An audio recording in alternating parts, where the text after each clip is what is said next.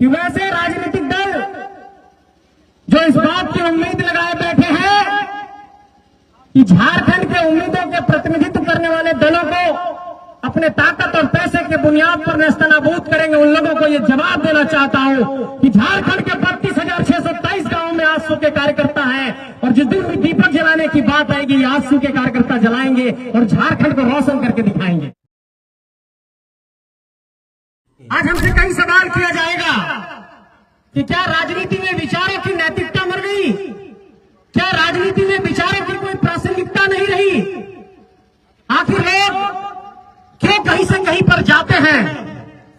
मैं ये सवाल आज इस मंच से कहना चाहता हूं कि विनोद बाबू ने कहा था कि पढ़ो और लड़ो, लेकिन विनोद बाबू ने यह नहीं कहा था कि पढ़ो और अराजक स्थिति उत्पन्न करो। इसलिए आज लड़ने के लिए आया हूं, आजसू पार्टी का दामन थामा हूं। आज राज्य के अंदर इन पहलुओं पर विचार करना होगा। किस राज्य की उम्मीदों को, इस राज्य की आकांक्षाओं को कौन साकार कर सकता है, कौन मूर्त रूप दे सकता है। तो आपको नजर दौड़ाना पड़ता है कि वो उम्मीद की किरण कहां से निकलेगी। हम लोगों ने एक प्रयास किया था, हम लोगों ने खून पसीना बहाया था, हम लोगों ने प्रयास करके एक घराना सजाया था, एक घोंसला सजाया था।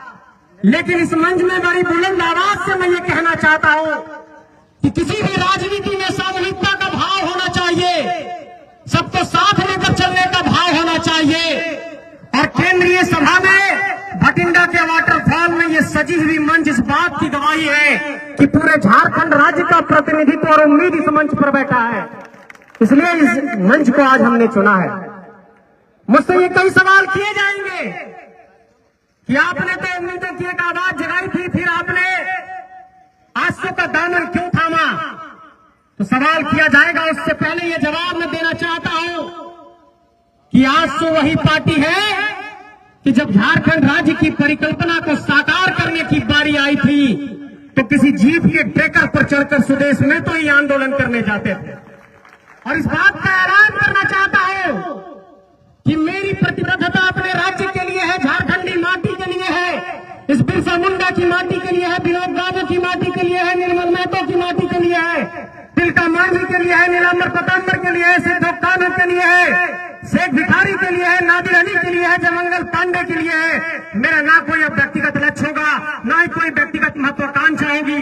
अब सिर्फ एक ही महत्वाकांक्षा है कि झारखंड को सुंदर बनाना है, कि झारखंड के विस्थापितों की आवाज को बुलंद करना है। और इसी धनबाद में कुछ दिनों पहले गोलियों की आवाज सुनाई दी थी। इस धनबाद के भीतर हमेशा गोलियों की आवाज सुनाई देती है, लेकिन उन ताकतों को यहां से ऐलान करना चाहता हूं कि हमारी धरती पर, हमारे ही जमीन पर, हमारे ही घर के किनारे अपना घर बसा करके जो लोग यहां पर रंगदारी और माफियागिरी की जुर्रत दिखा रहे हैं, उसको आजसू पार्टी उसी के लहजे में आने वाले वक्त में जवाब देगा। इस बात का भी मैं ऐलान करना चाहता हूं। और आज इस मंच से, केंद्रीय सभा के मंच से मैं ये कहना चाहता हूं कि आने वाले जो विषय होंगे, चाहे वो झारखंड की स्थानीय नीति हो, चाहे वो झारखंड की नियोजन नीति हो, चाहे वो झारखंड की पुनर्वास नीति हो, चाहे वो झारखंड के नौजवानों के नियुक्ति का सवाल हो, चाहे वो झारखंड के अंदर खाली पड़े सरकारी पद हो, चाहे वो पेपर लीक का मसला हो, इन सभी सवालों पर झारखंड के एक एक के आजसू कार्यकर्ता सड़क से सदन तक संघर्ष करने के लिए तैयार रहेंगे। इस बात का मैं आप लोगों से वादा चाहता हूं, आप लोगों से भरोसा चाहता हूं।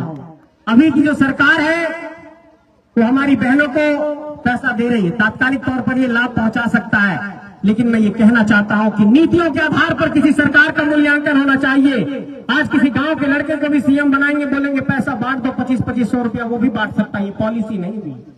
नीतियों के आधार पर किसी भी समाज का, किसी भी आम जनमानस के उम्मीदों को कैसे पूरा किया जा सकता है, इन सवालों पर सोचने की जरूरत है। इसलिए मैं बार बार कहता हूं कि नीतियों के आधार पर इस राज्य का समाधान हो सकता है, इस राज्य के उम्मीदों को पूरा किया जा सकता है। और इस बात को मैं स्वीकार करता हूं कि जो विजन, जो सोच आदरणीय सुदेश कुमार महतो जी में है, वो अविरल है, अतुल्य है। वास्तव में वो झारखंड के किसी लीडर में नहीं है जो मैं सुदेश कुमार महतो जी में देख